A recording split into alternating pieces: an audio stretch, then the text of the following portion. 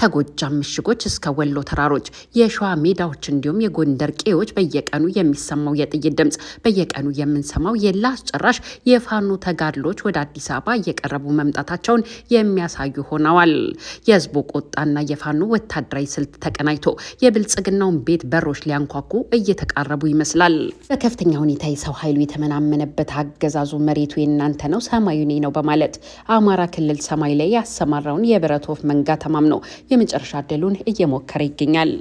አብይ አህመድ ደብረ ዘይት ላይ የአየር ላይ ትርኢት ይህንን ታጥቅ ያለው እዩልኝ የሚሉ ለኢትዮጵያ ህዝብ እንደ ሰርከስ እንዲዝናናበት ሳይሆን የሞት ድግስ ነው። ድሮኖቹ እንደ ንብ እየተንጋጉ በአማራ ክልል ሰማይ ላይ ሲከንፉ በማህበረሰቡ ላይ ከፍተኛ ጭንቀትና አለመረጋጋት ሲፈጥሩ ይውላሉ። ነገር ግን አብይ አህመድ የተማመኑበት የብረት ወፍ መሬት ላይ ያለውና ቁርጠኛውንና እምቢ ያለውን የፋኖ ኃይል ማሸነፍ እንደማይችል ቢያውቁም በመሬት ላይ ያጡትን ድል ለመሸፈን የሚያደርጉት የመጨረሻ ሙከራ ነው። ብልጽግና በብቸኝነት በሚመራትና በሚያስተዳድራት አዲስ አበባ ብቻ የሚመረቁ ፕሮጀክቶች፣ የሚጨበጨብላቸው ንግግሮች አገሪቱ ሰላም ናት፣ በብልጽግና ጀት እየበረርን ነው፣ የተስፋና የፍልስፍና ንግግሮች ደምቃለች። ወዲህ ደግሞ ከከተማይቱ ወጣ ስንል በተቃራኒው በአራቱም ማዕዘን ብረት የታጠቁ ታጣቂዎች ግለሰቦችን በማገት እንደ ልባቸው የማስለቀቂያ ገንዘብ የሚጠይቁባት የኑሮ ውድነት አናቷን ያዞረናት መንገድ ዳር ቁጭ ብላ መሬትን በስንጥር የምትጭር አብዛኛው የአገሪቱ ወጣት የለበሰው ልብስና የተጫማው ነጠላ ጫማ እንኳን ተቀዶ በተስፋ መቁረጥ በየጎዳናው የሚንከላወስበት አገር እንዳለችን ሁላችንም የምናውቀው ፀሐይ የሞቀው እውነታን እርሱት የሚለው የመንግስት ሚዲያ ፕሮፓጋንዳ እውነቱን እርሱት እያለ የሚያሰራጨው ምስል ከምንኖረው ኑሮ ልዩነቱ የሰማይና የምድር ያህል ሆኗል። ህዝቡ በቴሌቪዥን፣ ወጣቱ በሶሻል ሚዲያ በራሱ አይን የሚያየውን ልዩነት ማመን አቅቶታል። ኢትዮጵያ በመረጃ አፈና ፕሮፓጋንዳ ታፍናለች። መንግስት የጦርነቱን፣ የረሃቡን እንዲሁም የሰላም እጦቱን በሶሻል ሚዲያው ሆይ ሆይታ ለመሸፈን የሚያደርገው ጥረት እየተሳካለት ቢመስልም አለባብሰው ቢያርሱ ባር የሚመለሱ እንዲሉ የህዝቡ ብሶት ከጫፍ ደርሷል። ወዲህ ደግሞ ዛሬም እምቢ ያለው የአማራ ፋኖ ከፌዴራል መንግስቱ ጋር የሚያደርገውን ውጊያ ሲቀጥል አንድ አመራርም መገደላቸው ተሰምቷል። የአማራ ፋኖ ብሔራዊ ንቅናቄም ለዓለም አቀፉ ሚዲያ በህዝብ ግንኙነቱ ኃላፊ በኩል እንዳሳወቀው የአንድነት ድርጅት የፈጠርነው ለድርድር ሳይሆን ለማሸነፍ እንደሆነ ተናግረዋል። በክልሉ ዛሬም ተጠናክሮ በቀጠለው ውጊያ በየጊዜው ህይወታቸውን የሚነጠቁ የብልጽግና ስልጣን አስጠባቂዎች ከወንድሞቻቸው ጋር የሚፋለሙና የሚዋደቁ ኢትዮጵያውያን በርካቶች ሆኗል። በዚህ ውጊያ አገዛዙ የአየር ኃይሉን ኮማንዶና አየር ወለዱን ሪፐብሊካን ጋርዱንና ሚሊሻ አድማ በተና አባላትን የሰላም ሰራዊት እያለ የሚያሰለጥናቸውን ዜጎች ጨምሮ እያዘመተም ይገኛል። ቅርብ ጊዜ ወዲህ ደግሞ ፓራ ኮማንዶ የሚል ኃይልን እያደራጀ በተመሳሳይ ወደ እርስ በርስ ጦርነት እየማገደ እንደሚገኝ መረጃዎች ያመላክታሉ። በምስራቅ ጎጃም ደብረ ማርቆስ ውስጥ ከሚገኘው ማሰልጠኛ ጠፍተው በፋኖ ኃይሎች የተያዙ እንደሆኑ የተገለጹ ወጣቶች እና ታዳጊዎች ዋቢ በማድረግ ማብራሪያ ያቀረቡት የፋኖ ኃይሎች ከዚህ ማሰልጠኛ ጣቢያ ከ800 የሚበልጡ ፓራ ኮማንዶ ተብለው የተሰባሰቡ ወጣቶች ጠፍተዋል። አብዛኞቹ ደግሞ ተገደው ወደ ታፈሱባቸው የትውልድ ቀያቸው መመለሳቸውም ታውቋል። ብልጽግና አሁን የክልሉን ጦርነት ብቸኛ የመፍቻ መንገዱ እጅ መስጠት ነው ብሏል። የድርድር አጀንዳውንም ዳግም ወደ ጠረጴዛ ለማምጣት የሚያስችል ሁኔታ የለም ብሏል።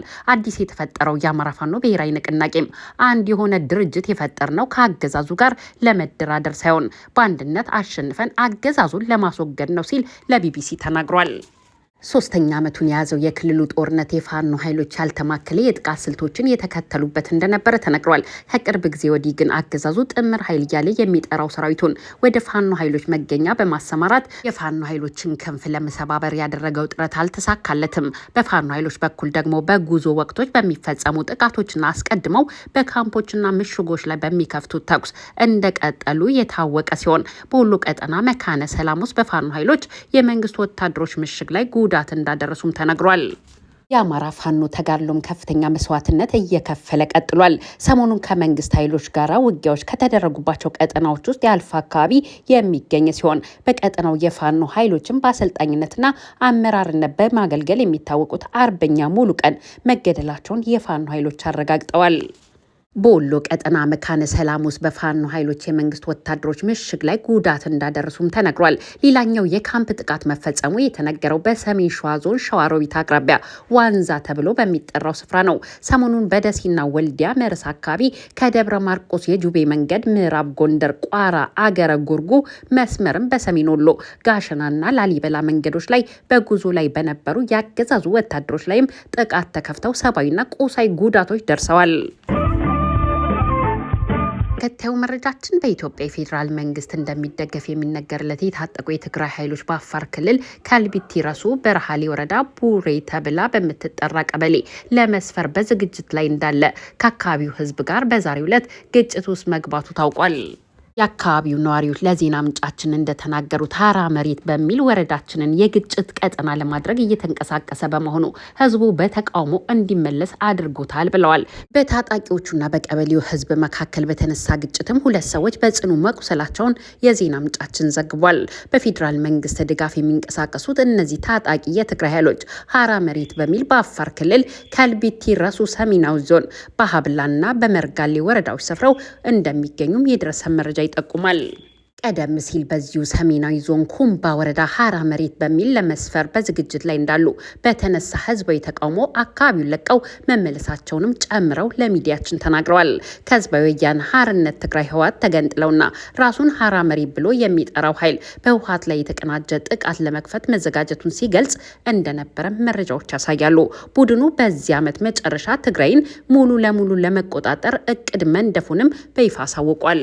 ትግራይ ክልል ጊዜያዊ አስተዳደር ፕሬዝዳንት ጀነራል ታደሰ ወረደ በይፋ በፌዴራል መንግስት ይደገፋል ብለው የጠሩት ይህ ታጣቂ ኃይል በህወሓት ላይ የተቀናጀ ጥቃት ለመክፈት መዘጋጀቱን የፈረንሳይ ሚዲያዎች ዘግበው ነበር። ከመቀለ በስተ ምስራቅ 110 ኪሎ ሜትር ርቀት ላይ በምትገኘው ላኮራ አቅራቢያ ከሚገኙ ግንባሮች አንዱ አዛዥ የሆኑት ሸዊት ቢተው በአመቱ መጨረሻ ትግራይን እንቆጣጠራለን ሲሉ ለዜና ምንጮች ተናግረዋል። የሀራ መሬት አመራሮች ከፌዴራል መንግስት ምንም አይነት ድጋፍና እገዛ እንደማያገኙ በተደጋጋሚ የሚናገሩ ቢሆንም አፍሪካን ኢንተለጀንስ ከወራት በፊት ባወጣው አንድ ዘገባው ቡድኑ በፌዴራል መንግስት እንደሚደገፍ ጠቁሟል ሲል የዜና ምንጫችን መሰረት ሚዲያ ዘግቧል። ፍርድ ቤቱ በነ ዮሐንስ ቧያሌው መዝገብ የአቃቢ ህግን አስተያየት ለመጠባበቅ ለጥር 28 ቀን ቀጠሮ መስጠቱ ተሰማ። አቃቢ ህግ በተከሳሾች ላይ ባቀረበው የፎሬንሲክና ቴክኒካዊ ማስረጃዎች ላይ ያቀረበውን የሰነድ አስተያየት መነሻ በማድረግ የፌዴራል ከፍተኛ ፍርድ ቤት ልደታ ምድብ አንደኛ ጸረ ሽብር ችሎት ለጥር 28 ቀን 2018 ዓ.ም ቀጠሮ መስጠቱን የተከሳሾች ጠበቃ ለዜና ምንጫችን አዲስ ማለዳ አሳውቀዋል። የዮሐንስ ቧያሌው የክርስቲያን ታደለና የአማረ መለሰን የችሎት ውሎ በተመለከተ ጠበቃቸው እንደገለጹት በዛሬው ዕለት በዋለው ችሎት አቃቢ ህግ ካቀረባቸው የፎሬንሲክ ማስረጃዎች ጋር በተያያዘ የተከሳሾች የሰነድ አስተያየት የቀረበ ሲሆን ችሎቱም በዚህ ላይ የአቃቢ ህግ ምላሽን ለመጠባበቅ ቀጠሮ ሰጥቷል። ያለመከሰስ መብት ክርክር በችሎቱ ላይ በተከሳሾች በኩል ያለመከሰስ መብታችን ስለመነሳቱ የቀረበ ማስረጃ የለም የሚል ጠንካራ መከራከሪያ መቅረቡንም ጠበቃው አስረድተዋል። ዮሐንስ ቧያሌው የአማራ ክልል ምክር ቤት የፌዴሬሽን ምክር ቤት አባል መሆናቸውን የጠቀሱት ጠበቃው የሁለቱ ምክር ቤቶች መብታቸው መነሳቱን የሚያረጋግጥ ቃለ ጉባኤ እንዲቀርብ መጠየቃቸውንም ገልጸዋል። በተመሳሳይ ክርስቲያን ታደለ የህዝብ ተወካዮች ምክር ቤት አባል በመሆናቸው መብታቸው የተነሳበት መንገድ ህጋዊ አካሄዱን የተከተለ ባለመሆኑ የምክር ቤቱ ቃለ ጉባኤ እንዲመጣ እንዲሁም የዶክተር ካሳ ተሻገርን ጨምሮ ሌሎች ተዛማጅ የጽሁፍ ክርክሮች ለችሎቱ መቅረባቸውም ታውቋል። የጤና ሁኔታና የሕክምና ትዕዛዝን በተመለከተ ደግሞ ተከሳሾች ካቀረቧቸው የሕክምና አቤቱታዎች መካከል ዮሐንስ ቧያሌው በግል ሆስፒታል የመታከም መብታቸው እንዲከበር በጠየቁት መሰረት ፍርድ ቤቱ በዳኑ ሆስፒታል ሄደው እንዲታከሙ ትዕዛዝ ሰጥተዋል። በሌላ በኩል ተከሳሽ አማረ መለስ በአእምሮ ህመም ምክንያት ችሎቱን መከታተል የማይችሉ በመሆናቸው ሕክምና እንዲያገኙ የቀረበውን አቤቱታ ተከትሎ ማረሚያ ቤቱ ሕክምና እየሰጠ መሆኑን ገልጿል። ፍርድ ቤቱ ማረሚያ ቤቱ የታካሚውን ሕክምና ውጤት ለችሎቱ እንዲያሳውቅ ትዕዛዝ በማስተላለፍ የዛሬ ውሎ ተጠናቋል። በዛሬው የችሎት ውሎ ከሰብአዊ መብቶች ጥሰቶች አያያዝ ጋር የተያዘ አዲስ አቤቱታ እንዳልቀረበም ጠበቃ ሰለሞን ገዛኸኝ ለዜና ምንጫችን አዲስ ማለዳ አረጋግጠዋል።